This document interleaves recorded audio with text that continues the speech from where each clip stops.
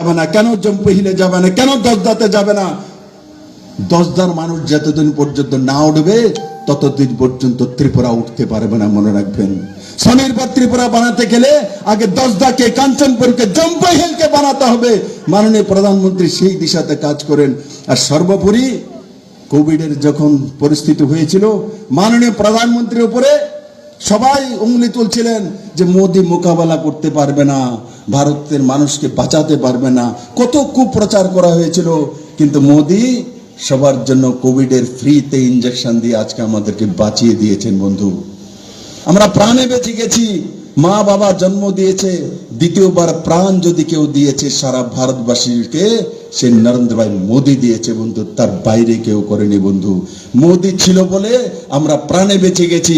যদি পুরনো সরকার থাকতো তাহলে সমস্ত মানুষকে রাস্তায় নেমে দিয়েতো, আন্দোলন করো করোনার বিরুদ্ধে, করোনা তোমাকে যেতে হবে, নাইলে সংগ্রাম চলবে। এই কোথা থেকে এসছে? রাস্তা নামিয়ে মিছিল মিটিং করিয়ে বরবাদ করে দিত। আর মোদি কি করেছে? রাস্তায় নামেনি, লকডাউন করে ঘরে রেখে দিয়েছে। ঘরে খাওয়ার ব্যবস্থা করেছে, প্যাকেটের ব্যবস্থা করেছে, ইনজেকশনের ব্যবস্থা করেছে, টিকাকরণ করেছে, আপনাদেরকে জীবন বাঁচিয়েছে। তার নাম মোদি। তার জন্য আমি বারবার বলি, আমার সঙ্গে মোদি আছে তো কেউ ত্রিপুরাকে হারাতে পারবে না।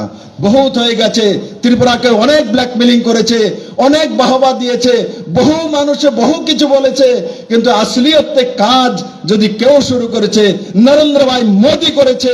তার জন্য ওই দিন গৃহমন্ত্রী যখন ত্রিপুরাতে 8 মার্চ এসেছিলেন, উনি বিবেকানন্দ ময়দান থেকে দাঁড়িয়ে বলছিলেন, मेरे त्रिपुरा को मैं देश का नंबर 1 राज्य बनाऊंगा। मैंने नहीं बोला, अमित भाई शाह ने बोला, देश के गृह मंत्री ने बोला, जब मेरे त्रिपुरा को मैं नंबर 1 स्टेट बनाऊंगा, सबसे धनवान स्टेट बनाऊंगा, क्योंकि त्रिपुरा ईशान कोণের রাজ্য, পূর্বের রাজ্য।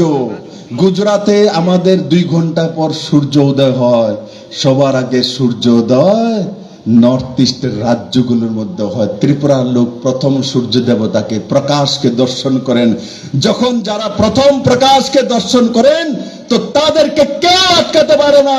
আগে কোন প্রধানমন্ত্রী নর্থ ইস্টের প্রতি ধ্যান দেয়নি, কিন্তু আজকে মাননীয় প্রধানমন্ত্রী নরেন্দ্র ভাই Modi new engine, Ashtalakshmi, Act East, লোকটিস্ট, এই সব মোদি করে আজকে নর্থ ইস্ট বাসীকে এক নয়া দিশা দিচ্ছে। বন্ধু, আমি আশা করি এখানে এই রৌদ্রের মধ্যে, আমি তো ছায়া বসে আছি এখানে কিছু, কিন্তু আমার কষ্ট হয়, একটা লোক হিলছে না। দেখুন এখানে কত কষ্ট করে বসে আছে। আর লোক পয়সা দিয়ে তো এভাবে দাঁড় করাতে পারবে না। আমার অহংকার, আমার যে আশীর্বাদ, লোক আমাকে বলে বিপ্লব দেব এত কাজ কিভাবে করবে, জোর কোথা থেকে পায়, হিম্মত কোথা থেকে? হিম্মত এই লোকগুলো আমাকে দেয়, আমার ত্রিপুরার সাধারণ মানুষ আমাকে হিম্মত দেয়। কারণ এই রৌদ্রের মধ্যে যখন দাঁড়িয়ে থাকে তখন আমি হিম্মত পাই যে এরা আমাকে আশীর্বাদ করে, এরা আমাকে ভালোবাসে, তাদের জন্য আমি কাজ করব, তাদেরকে প্রতিষ্ঠিত করব, সেই দিশাতে আমি কাজ করি। আপনারা বড় মাত্রা এখানে এসছেন, তার জন্য আমি অনেক অনেক ধন্যবাদ জানাই। আমি আপনাদের সবকিছু করে দিয়েছি সেটা বলবো না, কিন্তু আগে সবকিছু হয়ে যাবে তার নিশ্চিত আমি বলতে পারি। আর তার সঙ্গে সঙ্গে 2018তে ভিশন ডকুমেন্টস আমি যা যা বলেছি লগভগ সব কিছু করে দিয়েছি। ভাতা প্রাপক যারা রয়েছেন, যারা সোশ্যাল পেনশন পেতেন, তাদের ভাতা 1000 টাকা করে আমি আগে করেছি। দুর্গাপূজার আগে আপনাদেরকে সবাইকে 2000 টাকা করে 4 লাখ ভাতাদারিকে দিয়ে দেওয়া হবে, সেই দিশাতে সরকার সিদ্ধান্ত নিয়ে নিয়েছে। আমি এখানে আমন্ত্রণ করার জন্য সমস্ত ডিপার্টমেন্ট, যে এলি ডিপার্টমেন্ট রয়েছে আজকের এই কার্যক্রমে, সবাইকে ধন্যবাদ জানাই, সাধুবাদ জানাই।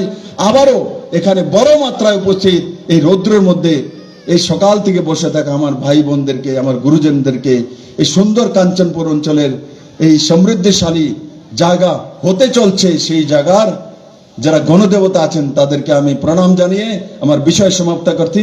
জয় হিন্দ, ভারত মাতা কি জয়। অসংখ্য অসংখ্য